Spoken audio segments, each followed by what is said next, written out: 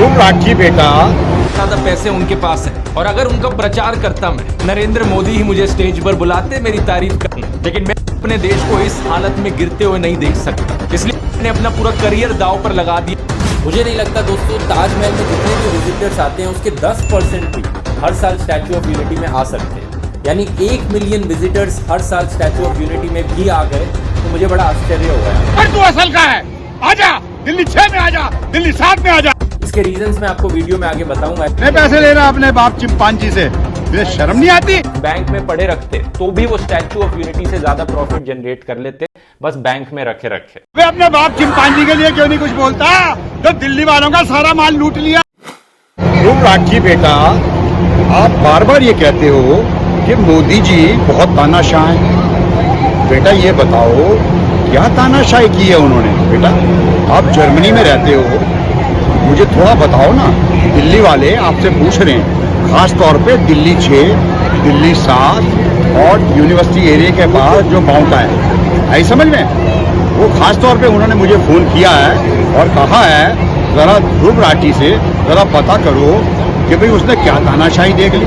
मेरे ख्याल से बेटा आपकी एज 35-40 साल हो गई, तुम्हारा बाप 15 साल तो गुजरात में मुख्यमंत्री रहा है और तीसरी बारी नेहरू जी के बाद वो जीतकर भारत का प्रधानमंत्री बना है। तू उसे तानाशाह बता रहा है? कितने पैसे ले रहा है शरद पवार से, कितने पैसे ले रहा है राहुल गांधी से, कितने पैसे ले रहा है अपने बाप चिंपांजी से? तुझे शर्म नहीं आती? अगर वो तानाशाह होता तो रवीश कुमार को उसने क्यों नहीं बंद करा दिया, अजीत अंजुम को क्यों नहीं बंद करा दिया, अभिषेक शर्मा को क्यों नहीं बंद करा दिया? इतने तुम्हारा भड़वा मीडिया है, अशोक वानखेड़े को क्यों नहीं बंद करा दिया, योगेंद्र यादव को क्यों नहीं बंद करवा दिया, आशुतोष को क्यों नहीं बंद करवा दिया, अजीत अंजुम को क्यों नहीं बंद करवा दिया? कहते हो वो पत्रकारों को डराता है। अबे डूब के ही मर जाओ, डूब के ही मर जाओ। तुझे दिल्ली के बारे में क्या पता भी बोल, तेरी कितनी प्रॉपर्टी है दिल्ली के अंदर, तू कितना हाउस टैक्स देता है, तेरा क्या रोल है इंडिया के अंदर, तेरी फैलावट क्या है, which school are you from, which college are you from?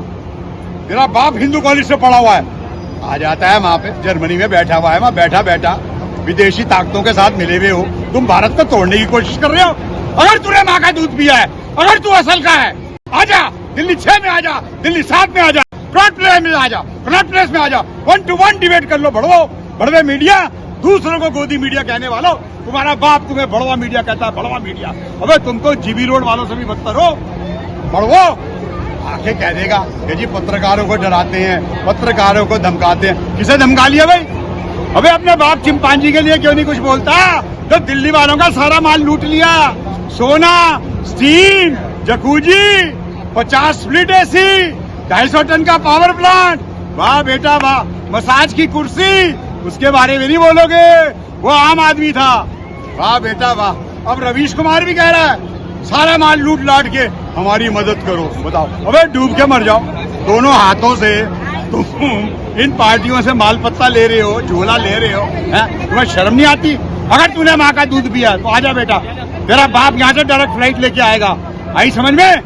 बंदा बन जा बंदा, वो दे तोड़ूंगा तुम्हारी, तुम याद करोगे। बड़वा मीडिया। महिला सम्मान को रोकने की कोशिश की लेकिन रोक नहीं पाए। हुआ रजिस्ट्रेशन, हो रहा है रजिस्ट्रेशन। उन्होंने संजीवनी योजना रोकने की कोशिश की, रोक नहीं पाए। इस तरह से ये कम से कम पुजारियों और ग्रंथियों की योजना को रोकने की कोशिश ना करें, बहुत पाप लगेगा। भूल जा बेटा, भूल जा। वो दिन लद गए जब गलील खां फाख्ता उड़ाया करते थे बेटे।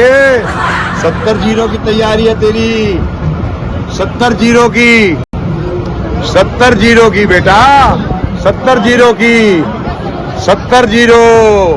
तू तो ये देखेगा कि तेरे साथ हुआ क्या है। जो तूने दिल्ली का सत्यानाश किया, जो तूने दिल्ली को बर्बाद किया, जो तूने और तेरे ये चोरों की मंडली ने दिल्ली को लूटा है दोनों हाथों से, दिल्ली वाले तुझे कभी माफ नहीं करेंगे बेटे। दिल्ली तेरे हलक में दे देगी, हलक में, हलक में दे देगी, पीछे भी और आगे भी। तू बैठा कहाँ है? पापी, दुष्ट, भ्रष्टाचारी, बेवकूफ। ऐसी नौटंकी मचा रखी है, मतलब इन्होंने कोई देश चलाना थोड़ी है, सुबह से शाम तक नाटक करते रहते हैं। अगर सीधी उंगली से घी नहीं निकलेगा तो केजरीवाल को उंगली टेढ़ी भी करनी। गजब टू विवाद।